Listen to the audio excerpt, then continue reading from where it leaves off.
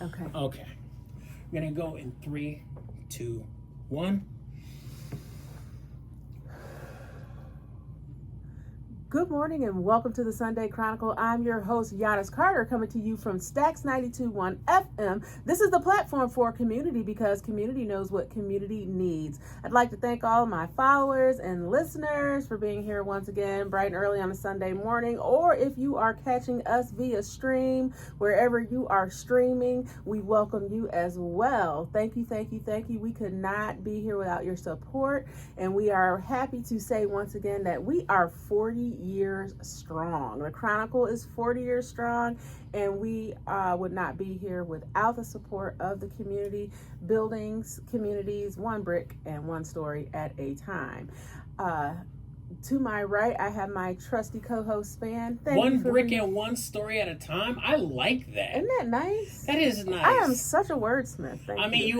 You are a publisher. I mean, if you couldn't write, why are you publishing? I don't know, because some people do that, but I say this: let them. Yeah, let them suck. Them. That's what they want to do. They can suck somewhere else. I've been into this whole let them theory, and if they want to do that, then just let them. I will do my thing. I control that. I stay in my lane, and I do what my publisher thing, right? Oh, yeah.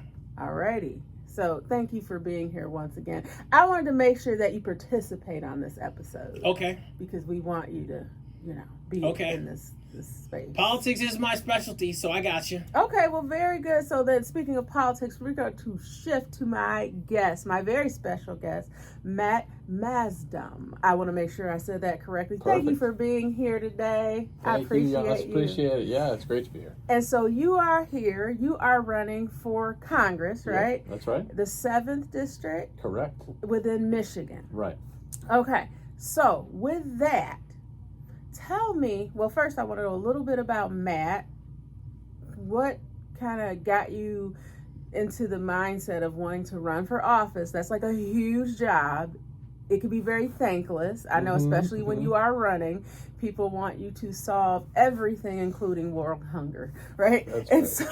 so, In minutes. Right. They want you to do it right there when they ask the question. That's right. So tell me a little bit about Matt and what got you to this point you are today, running for Congress. I'm motivated by service and helping people. And so I joined the Navy because I wanted to help the country and serve the country and protect people. And so I came back from 20 years. I was a Navy SEAL. I carried the nuclear codes for awesome. President Obama. Wow. And I was fighting for the Constitution that whole time. And I feel like I'm watching Trump shred the Constitution in front of us, like one little piece at a time. And so I want to continue that fight and serving the country from this seat in That's Michigan awesome. 7. So Navy SEAL, that's like really intense training, right? It is intense training. So I did it, I had 116 people in my class initially. 16 of those graduated on time. That is like, wow. It's a lot of attrition, yeah. Oh my goodness. And I had, everybody gets hurt in training, but I was in Hell Week. So Hell Week is a week where you don't sleep. And we were running on the beach, and I stepped in a hole that was covered with like vines, and my toes touched my shin. And I heard a pop in my calf, and I was like, so I went over to the instructor and I said, hey, I just heard this pop in my calf. And he goes, well, you can keep going or you can quit. And I was like, well, I didn't come here to quit. So I kept going, ran 100 miles like that. Oh, that's some Navy SEAL stuff. It was painful, but that doesn't make me special. Everybody in my class was injured in some way, had to deal with something, that nobody knew about. And so they all got it done. And that's what I want to do for this district. Well, hey, that sounds like a transferable skill to me. Yeah. Like you can be a tough person and still be a kind person. Yeah. And so somebody who I think falls in that category is Obama. I worked for him for a while, always led with kindness, but he was tough at the same time. And so that's cool. It was fun to see. And I'm kind of that way as well. So tell me, where you're from? Yeah, I'm from Lincoln, Nebraska originally. I came here to go to school, joined the Navy right after school. Oh, cool. Okay. So leading up to today, how'd you get into to the whole politics scene though? Like, because you said you worked for Obama. Mm-hmm. Like, how'd that lead up to you? How'd you get, into that position and then leading up to the Congress? So in that job, let's see. I'll give you a little bit about that job. So that job, you're carrying the nuclear codes for the president, and that's like part of the job. But the other part is you're coordinating all the White House military folks. It's about 3,000 people every day. Mm-hmm. And so it's Air Force One, it's the helicopters, it's the communicators, and you're making sure that they are working with the Secret Service and the White House staff so the president can get everything they want done accomplished. I had 2 kids while I was there. My wife was a helicopter pilot in the Navy as well. We met at survival school, like at prisoner of war training school. Wow. 57 guys in class, 3 women. Toughest person in the class was my wife.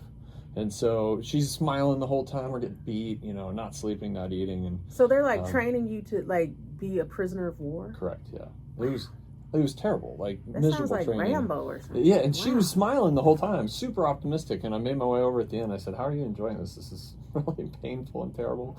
And she said, "Hey, I want to serve my country. I wanted to do this my whole life. I'm excited to be here." And I'm like, "I need more of this person in my life." You knew that was the one. I asked her out right there. She said yes, and 2 years later we were married. And so that's awesome. It was good. But so we had 2 kids while we were at the White House. The first time Trump was elected, my kids cried, which is an understandable response. The second time we were back here in Michigan, we brought them back here to raise them with kind of the Michigan values of community and family and grit and toughness. And when Trump won in 24, my kids were getting mad and they started to complain. They said, "Guys, we don't complain about problems, we solve them." Yeah. And so I looked around as to what I could do. Tom Barrett had just flipped the seat because Alyssa Slotkin had become senator. She just endorsed the campaign, by the way, which is awesome. Oh, very good. Congratulations to you. Thank you. It was great. And so when that seat flipped, I'm like, that's what I can do. I can take that back. I knew this seat would be in play in 26, so that because we want to flip the House back to blue, the House of Representatives. And so this is going to be one of those districts. It's exactly 50-50 in terms of the Republican-Democrat breakdown. And so I'm excited to help contribute to flipping the House back to blue so we can kind of stop some of Trump's progress. So tell me what running for Congress and, you being in that position, how would that help the constituents and the district that you would serve? So I'm excited to serve this district. I'm here to take what this district says and wants and does to Washington, D.C. Okay. And to tell Washington, D.C. this is how mid-Michigan feels. This is a place where we make things and we grow things, you know what I mean? So it's everything from farmers to manufacturing and everything in between. I want to take everybody's opinions, the large perspective that it is, to Congress and say this is how Michigan feels about things. Can I jump in, Yanice? Yeah. Okay. Yeah. I'm just curious. There's a lot of things you can choose. I mean, when we're talking about going up against the Trump regime, I mean, it's a lot of the healthy spaces to discuss what you would take on. Yeah. But if there's one element specifically on how you want to serve this district there, like a certain need that this area has more than any other, like what would I would say be your operating focus on your platform specifically for District 7? Just like, I don't know, like higher wage, like medical care, like what is your biggest informing focus? Yeah, so the lens that I'll look at everything through is affordability. Because cost of living is just too much. It's going up too fast. It's nonsense, sir. Yeah. That's right. It's a hoax, it's out of right? control. And so is what Trump says. And so, but as I'm knocking doors and I'm everywhere from South Lansing and Eaton Rapids all the way to Milford and South Lyon, like everybody's saying affordability is a big part of the problem. And so whether it's gas or healthcare or housing or groceries or energy prices, like all of it's up. And so I want to make sure that we bring those prices down. And honestly, a lot of it's self-inflicted. If we go to war with Iran and it's not needed necessarily, I'm not saying Iran's good guys, they're not good guys, but I don't think the president presented the case to the American people and to Congress to say this is why we need to go to war, this is what we want to accomplish, this is the plan to get it done, and this is how we're going to leave. None of that happened. And so we go over there and we're stuck in this kind of quagmire forever war thing, and it's escalating, it's going up, and we've been there 150 days. Like, I want to see us out. Your gas prices are up, and that is the thing I hear most on doors, honestly. It's like, I cannot believe gas prices are insane. so high. Yes. Healthcare is right up there, and so groceries, people paying, like, it hurts, and tariffs hurt groceries, war hurts gas prices, the big bill hurt healthcare. How do you work to bring those down? I know it's a lot of work. So you work with the constituents, right? Bringing those concerns to the White House or to Washington, to DC, to DC, and then from there, what other types of things can you work with the people to get done? Yes, and so we want to make sure we have the right folks here, so that we are the conduit. The representative and their team is the conduit for the district to plug into, so that they can talk to the federal government. And so we want to make sure we get federal funds back to the district, and we want to make sure that the people are heard in the district. And so you have to show up everywhere. You have to listen to people. Our current rep, Tom Barrett, does no town halls. He doesn't talk to anybody. And so I actually want to be there and listen to what everybody has to say on both sides of the aisle. We want everybody's perspective, and so you can take that back. How can we access you? How do we get a hold of you and the campaign and make concerns, like voice our concerns? The best way is through the website, mattmaasdam.com. And so it's... How do you spell Maasdam? It's MAASDAM. And so MAASDAM. So Matt up top, MATT, and then my last name. And so reach out to the campaign, let us know what your thoughts and concerns are, but we're happy to help. We want to listen. We're going to be available, and we're going to show up everywhere we can. Make sure you spell his name right, people, or hit you with a Navy SEALs drop kick. Yeah, that's he went to prisoner of war training. I'm not trying to mess with that. Yeah. So I would say in your first 90 days and you get this position, what would be like some of the things that you would do, I would say, in order from 1 to 3? Order from 1 to 3. I would really like to see an anti-corruption bill. I don't think people should go to DC to get rich. I think they're there to serve the people of their district and the country. And so whether it's stock trading in Congress or we see members of the Supreme Court doing things that we've taken on honor that they wouldn't do, or tradition that they wouldn't do, and it's happening. So we need to codify in law, this is how Supreme Court justices should act, as well as the executive branch, to say hey, you're not here to make money. You're not here to make $2 billion a year. You're here to serve the public good. And so I want to see an anti-corruption bill that addresses all of that, make sure that there's no stock trading in Congress in particular. I'm a no corporate PAC, so I don't take any corporate money. I'm a no stock trading in Congress person, and I actually have been endorsed by End Citizens United to help get all the dark money out of politics. I don't want to see that. Right? Okay. And so I'm excited about that. That would be 1. 2, I've been endorsed by more unions than anybody in this race. I would support the PRO Act and getting things done quicker, making sure there's no national right to work bills out there, because it weakens people's ability to collectively bargain and get things that unions are fighting for. They're fighting for safety and health care and training and retirement and wages. And those are things that I want to see people look after the middle class and the working class. By working class, I mean anybody who works at this point, right? And so we're fighting for that group of people to make sure that it isn't just billionaires who are succeeding in this environment.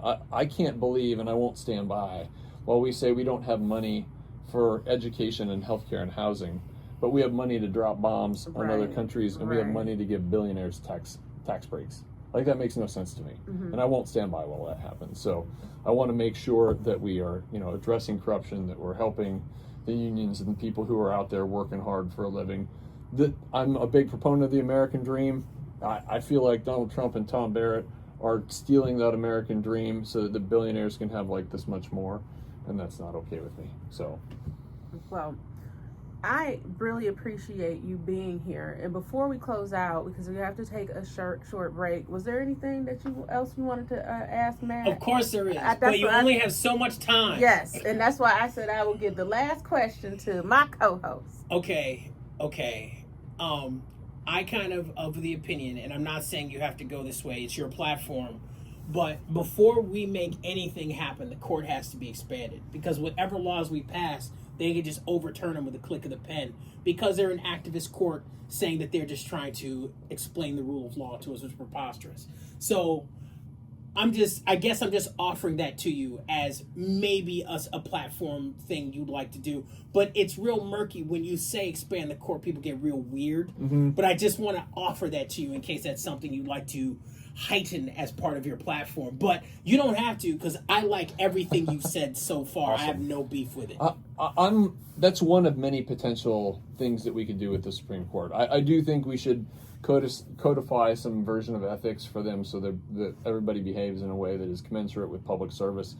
I also think that we should introduce term limits for members of the Supreme Court so they're not there forever. Because you put them in there at 35 and they're there till they're 90. Like, whether it's term limits or some kind of age limits, or in terms of cognitive abilities, like that needs to be addressed. That makes sense. And I think we could look at that as well. The what you said in terms of expanding the court. Yeah. I don't or know. heaving them into an alligator swamp. Just kind of moving forward that way. I don't know. Maybe that's a bit violent. I mean, we're spitballing here. Yeah, Spitballing. I don't know quite enough about the impacts of all that, and so we'll see. But there's a lot of options out there, and I think there are things we can do to make it better for the American public. Well, that sounds good. And I would say I'm just really excited about the race and the caliber of candidates that are out there running. And I want to thank you for doing that. I want to thank you for your service. Of course. Thank you for being here. And, just leading with the things that are most important to you. Mm-hmm. And so I just want to just say that congratulations for making it this far, because it takes a lot to do that. Thank you for coming out and sharing your time, your opinion, your platform with us. And we do hope that you'll come back. You bet. All right. I'm a fighter, and I'm excited to get this done for Michigan 7, so thank you for having me out. My pleasure. And so the election, yes, August 4th, correct? August 4th, early voting has started. Mail-in voting is available now, and so get your ballots in, and let's make your voices heard. You heard it here, Matt Maasdam. Thank you so much. And we are going to take a short break, but not before reminding my listeners that this is Yanice Carter, host of the Sunday Chronicle, heard on Stax 92.1 FM, the platform for community, because community knows what community needs. We'll be back after this. All clear. Awesome. And look, it didn't stop recording. I had enough space on my phone. Oh my Good goodness. job. There you go.